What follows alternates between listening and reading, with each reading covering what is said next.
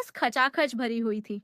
पैर रखने तक की जगह नहीं थी और उमस इतनी कि सांस लेना भारी हो रहा था।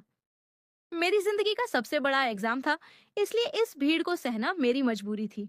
वरना मैं कभी इस खटारा और ठसाठस भरी बस में कदम भी न रखती। कंडक्टर लगातार पीछे से धक्के दे रहा था। आगे बढ़ो, आगे बढ़ो। लेकिन आगे बढ़ने का रास्ता ही कहाँ था। हर कोई एक दूसरे से सटा हुआ खड़ा था। धक्का मुक्की के बीच मेरा संतुलन बिगड़ा और मैं सीधे अपनी बगल वाली सीट पर बैठे एक अधेड़ उम्र के अंकल की गोद के पास जा गिरी। उन्होंने तुरंत सहारा देने के बहाने मुझे अपनी दोनों बाहों में थाम लिया। उनकी उम्र कोई 45-50 के आसपास रही होगी। मजबूत काठी और चेहरे पर एक अजीब सा ठहराव था। उन्होंने मुझे ऊपर से नीचे तक देखा, मेरी परेशानी और माथे पर आई पसीने की बूंदों को भांपते हुए बेहद धीमी और भारी आवाज में कहा, बेटा, इतनी दूर खड़े होकर जाओगी तो एग्जाम कैसे दोगी?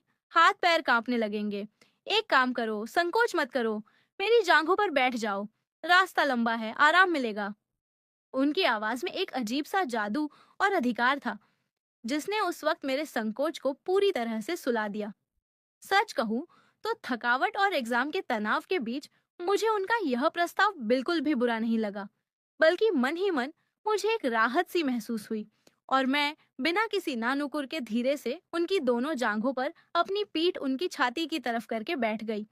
बस जैसे ही आगे बढ़ी, उस तंग जगह में हम दोनों के बीच एक ऐसा मूक सिलसिला शुरू हुआ, जिसने मेरे पूरे बदन में एक अनजानी सी सिहरन दौड़ा दी।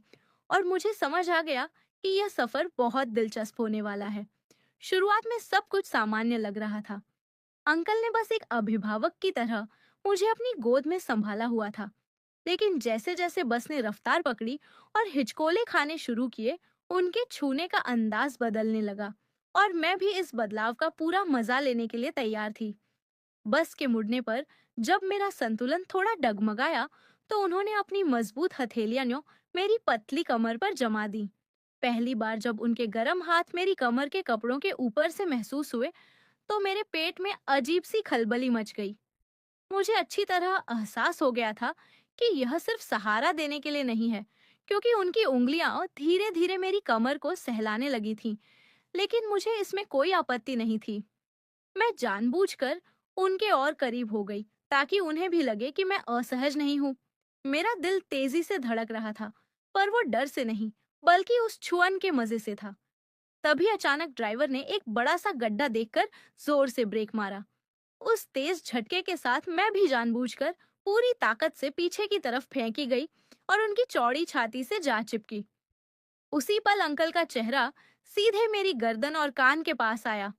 उन्होंने अपनी भारी सांसें मेरी खुली गर्दन पर छोड़ दी और बहुत धीरे से अपना मुंह मेरी गर्दन की त्वचा से सटा दिया।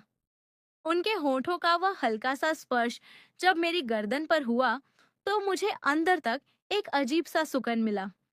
मैंने आंखें बंद कर लीं और खुद को पूरी तरह उनकी इस हरकत के हवाले कर दिया। अंकल को अब पूरी तरह से समझ आ गया था कि मैं उनके इस दबे छिपे स्पर्श का विरोध नहीं कर रही हूँ, बल्कि मैं खुद इसमें पूरी तरह सहमत हूँ और इसका आनंद उठा रही हूँ। उन्होंने मेरी मूक सहमति को भांपते हुए अपनी कमर पर टिकी हथेलियों का दबाव और बढ़ा दिया। उनकी उंगलियां अब और बेबाकी से मेरी कमर के कर्व्स को टटोल रही थीं और मैं भी अपनी जगह से बिल्कुल नहीं हिली, बल्कि उनके हर स्पर्श को महसूस करने के लिए अपनी पीठ को उनकी छाती पर और ज्यादा टिका दिया। हर बार जब बस का ब्रेक लगता, उनका शरीर मेरे पीछे पूरी तरह से सट जाता।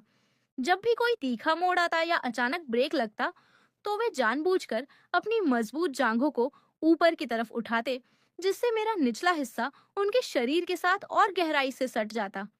इस घर्षण और नजदीकी ने मुझे एक अनोखा नशा दे दिया था। मुझे मालूम था कि यह सब जानबूझकर हो रहा है, लेकिन मुझे यह सब बिल्कुल भी बेकार या गलत नहीं लग रहा था, बल्कि मैं खुद मन ही मन चाह रही थी कि यह सफर थोड़ी देर और चले। जब दोबारा एक बड़ा सा स्पीड ब्रेकर आया, तो बस को तगड़ा झटका लगा। इस बार अंकल ने पूरा फायदा उठाते हुए अपना चेहरा पूरी तरह मेरी गर्दन और कॉलर बोन के बीच फंसा दिया। उनकी गर्म सांसें और उनके होठों की रगड़ मेरी संवेदनशील त्वचा पर महसूस हो रही थी। उन्होंने अपनी नाक से मेरी गर्दन को धीरे से सहलाया, जिससे मेरी सांसें पूरी तरह महक उठीं। मैं बाहर देखने का नाटक कर रही थी ताकि किसी को शक न हो, पर अंदर ही अंदर मैं अंकल की इस छुअन का पूरा मजा ले रही थी। सफर जैसे जैसे खत्म होने की कगार पर पहुंच रहा था, हम दोनों के बीच की यह आपसी सहमति और गहरी होती जा रही थी। अब वे ब्रेक लगने का इंतजार भी नहीं कर रहे थे। उनकी हथेलियां मेरी कमर से थोड़ा ऊपर उठकर मेरी पीठ को सहलाने लगी थीं, और बीच बीच में जब भी बस हिलती, उनकी जांघों का दबाव मेरे शरीर पर साफ महसूस होता। वह छुअन इतनी बारीक और छिपी हुई थी कि बगल में खड़ा कोई भी यात्री इस बात का अंदाजा नहीं लगा सकता था कि इस भीड़भाड़ के पीछे हम दोनों के बीच क्या चल रहा है, और मैं कितनी खुशी खुशी इसमें शामिल हूँ। मेरे भीतर एग्जाम का जो थोड़ा बहुत तनाव था, वह इस छुअन के मजे के आगे पूरी तरह गायब हो चुका था। जब बस आखिरकार मेरे परीक्षा केंद्र वाले स्टॉप पर आकर रुकी, तो मुझे सचमुच थोड़ा बुरा लगा कि यह सफर इतनी जल्दी खत्म हो गया। अंकल